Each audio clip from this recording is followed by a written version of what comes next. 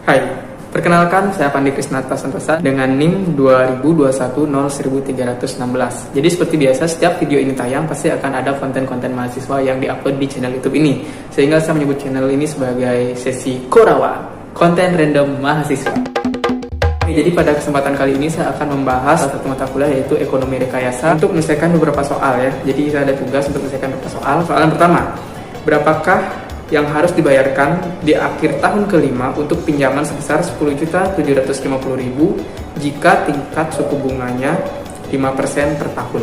Untuk soal yang kedua, seseorang meminjam 20 juta di awal tahun pertama dengan rencana mengembalikannya pada akhir tahun ke-10. Tetapi di awal tahun ketiga, orang tersebut menambah pinjaman sebesar 10 juta yang akan dikembalikan bersamaan dengan pengembalian pinjaman pertama.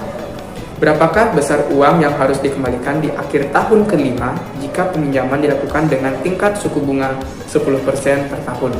Soal nomor 3, seseorang menginvestasikan sejumlah uang di awal tahun pertama.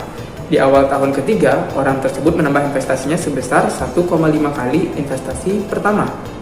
Jika tingkat suku bunga 10% per tahun dan dikehendaki agar nilai investasinya menjadi 10 juta di akhir tahun kelima, berapa besar investasi yang dilakukan di awal tahun pertama dan di awal tahun ketiga? Oke, jadi kita akan menyelesaikan 3 soal, jadi langsung aja kita menuju ke pembahasan. Let's go!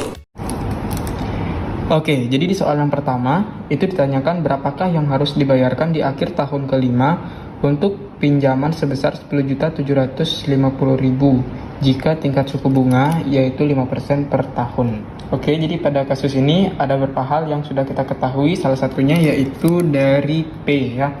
P itu adalah pinjamannya. Kemudian I yaitu adalah bunganya sebesar 5%. 5% itu sama dengan sebesar 0,05 ya, karena kan 5 dibagi 100.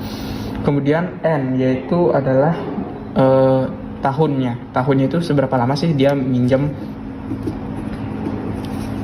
Jadi yang ditanya di sini adalah F yaitu future-nya. Nah, untuk diagram cash flow-nya ini itu seperti ini. Ini tahun pertama, tahun kedua, tahun ketiga, tahun keempat, dan tahun kelima dia nanti mengembalikan pinjamannya dia. Oke, jadi pada kasus ini kita menggunakan rumus F sama dengan P dalam kurung 1 plus I pangkat N. Nah, jadi di sini P-nya itu kan tadi kita sudah ketahui yaitu adalah 10.750.000. Kemudian dia dikalikan dengan 1 ditambah dengan I-nya itu adalah 0,05. Kemudian dia dipangkatkan N-nya itu adalah selama 5 tahun. Jadi hasil yang kita dapatkan bisa dihitung langsung ya, ditambah kemudian dipangkatkan lalu dikali. Hasilnya kita mendapatkan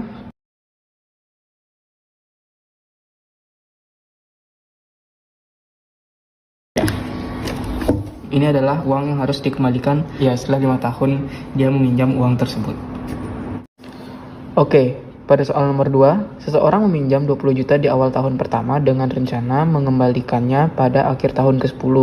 Tetapi di awal tahun ketiga, orang tersebut menambah pinjaman sebesar 10 juta yang akan dikembalikan bersamaan dengan pengembalian pinjaman pertama. Oke, pertanyaannya berapa besar uang yang harus dikembalikan di akhir tahun kelima jika peminjaman dilakukan dengan tingkat suku bunga 10% per tahun. Oke, jadi di sini kan rencananya dia mau mengembalikan uang tersebut di tahun ke-10 ya. Kita tulis saja dulu di sini, ini tahun pertama, tahun kedua, ini 3, 4, 5, 6, 7, 8, 9, 10. Pertanyaannya yang ditanyakan adalah berapa pinjaman yang harus dikembalikan di tahun kelima. Oke, jadi yang kita jawab adalah F di sini, yaitu future-nya ya. Kemudian di sini ada beberapa hal yang juga harus kita ketahui, yaitu P1. P1 itu adalah pinjaman dia pertama. Pertama kali dia meminjamkan sebesar 20 juta. Kemudian dia menambah lagi pinjaman pada awal tahun ketiga, ini awal tahun ketiga ya, ini tahun ketiga, ini awalnya ya. Itu akhir dari tahun kedua, awal dari tahun ketiga. Oke, berarti dia menambah pinjaman kedua sebesar 10 juta. Oke, terus N rencananya dia itu maunya 10 tahun. Kemudian suku bunganya itu sebesar 10%. N satunya itu ada di sini ya. Jadi N pertama yang dia tanyakan ada di sini. Jadi N satunya itu adalah 2 tahun. Kemudian N2 nya itu adalah 3 tahun.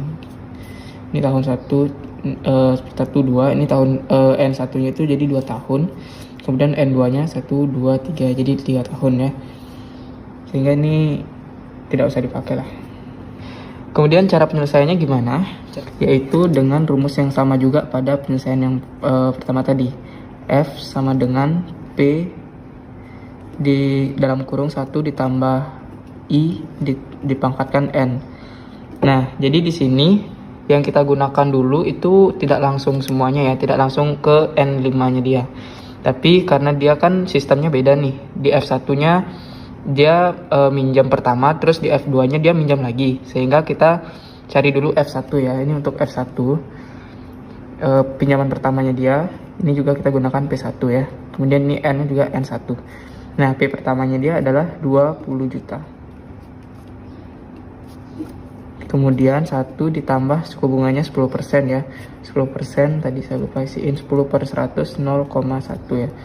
0,1 pangkat N. N-nya itu adalah 2. Oke, jadi di sini kita mendapatkan hasil ini ditambah dulu ya.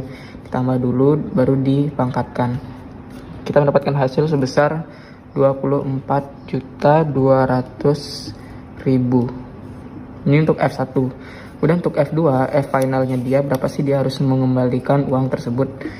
Nah, F2-nya itu juga sama, kita gunakan rumus yang sama tapi dengan notasi yang nomor 2 ya, yaitu P2. P2 1 ditambah I ditambah N2 ya. Nah, tapi di P2 ini karena dia minjam di sini dan belum dikembalikan, kita tambahkan P2-nya itu ditambahkan uang yang belum dia kembalikan ditambahkan dengan P2, yaitu di sini 24.200.000 ditambah dengan 10 juta pinjaman keduanya dia.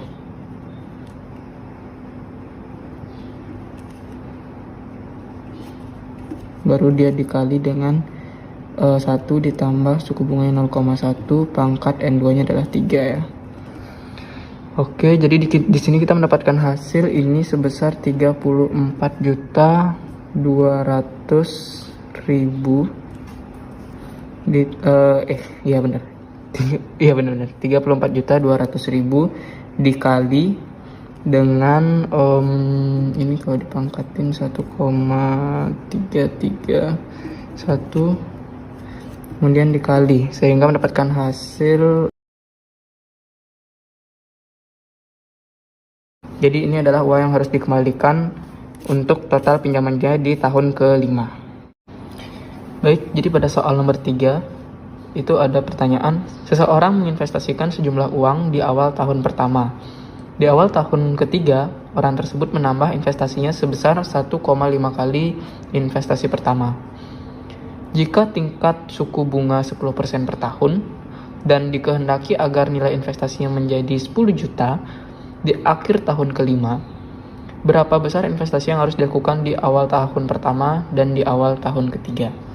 Oke, jadi di sini kita ketahui bahwa targetnya dia, F-nya dia itu adalah 10 juta ya. Ya, jadi kemudian suku bunganya juga kita ketahui I-nya yaitu sebesar 10%. Ini 0,1 ya.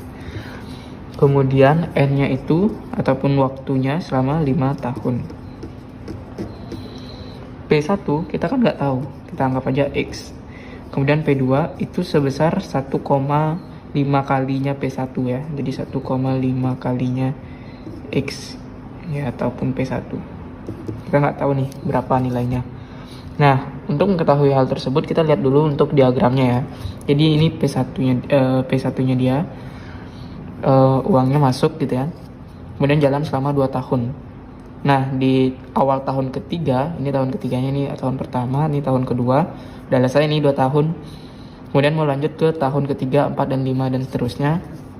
Di awal tahun ketiga ini dia menambah lagi investasinya sebesar P2. Nah ya, ini tahun ketiga, keempat dan kelima. Nah, ini adalah F yang ditargetkan. Oke, kemudian cara mencarinya,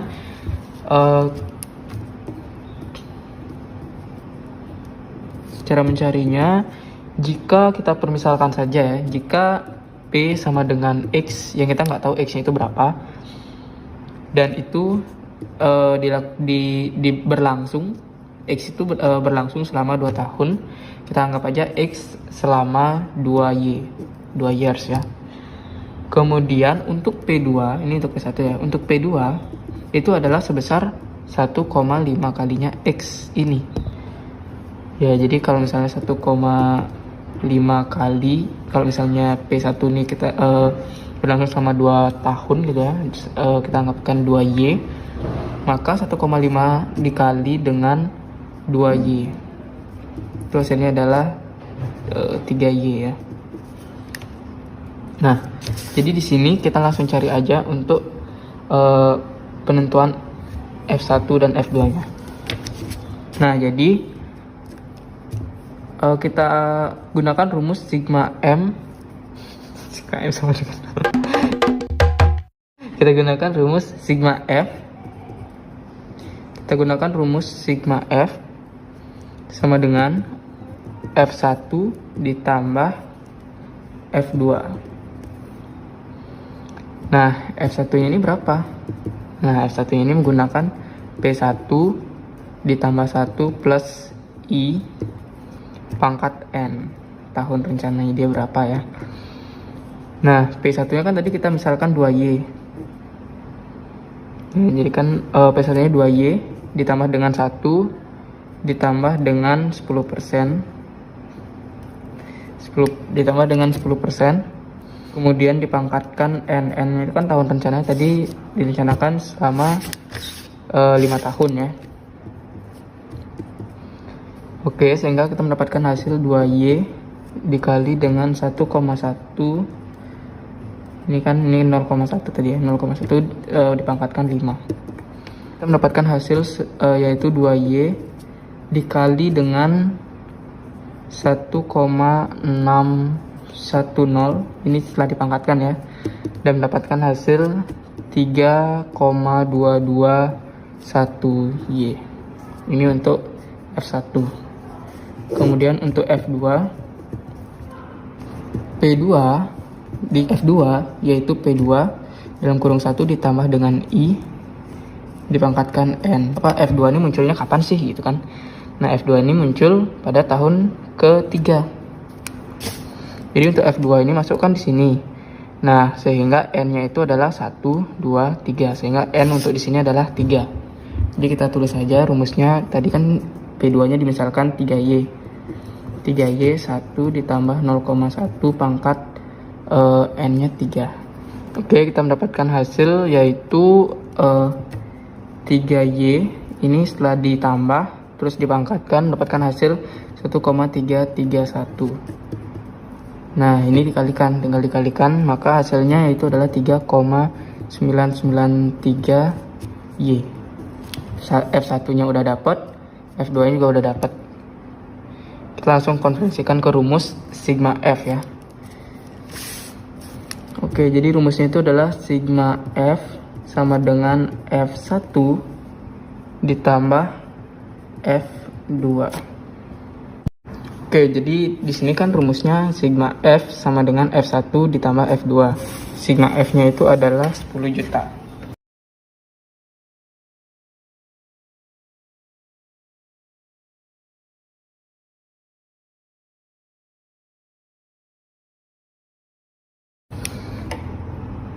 Oke.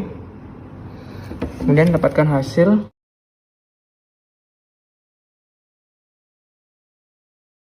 Oke, sehingga Y, ya, kita cari Y-nya berapa. Nah, Y-nya berapa? Untuk mencari Y itu adalah 10 juta. 10 jutanya dibagi dengan 7,214.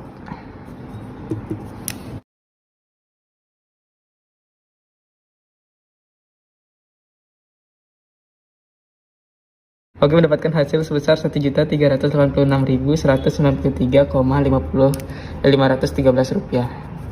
Oke, jadi P1-nya ini untuk Y ya. Tadi kan P1-nya kita dapatkan yaitu adalah 2Y. Ini Y-nya, karena ini Y-nya maka P1 sama dengan 2Y, berarti P1 itu adalah 2 dikali 1 juta. Ini dikali ya 1.386.193,513 rupiah, mendapatkan hasil sebesar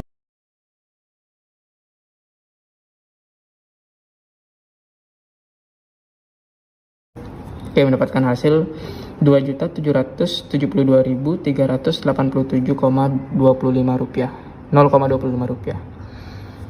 Kemudian untuk P2 tadi kan kita ketahui kalau P2-nya adalah 3Y ya, di awal tadi ya, 3Y. Maka untuk P2-nya tinggal 3 dikalikan Y.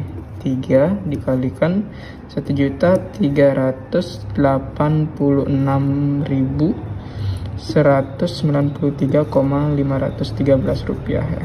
Ini dikalikan. Nah, jadi mendapatkan hasil yaitu 4.150.580,539 rupiah. Oke, jadi ini adalah hasilnya. Jadi di tahun pertama pada diagram flow tadi, di tahun pertama ini seseorang tersebut harus memasukkan uangnya di P1 ya. Di P1-nya itu adalah 2.772.387,025 rupiah. Kemudian pada P2, karena dia menambahkan sebesar 1,5 kalinya investasi pertamanya dia di awal tahun ketiganya, maka dia harus menginvestasikan sebesar 4.150.580,539 rupiah untuk mendapatkan target future-nya yaitu 10 juta rupiah ya. Oke, sekian video dari saya, semoga bermanfaat. Jangan lupa like, comment, share, and subscribe, dan terima kasih.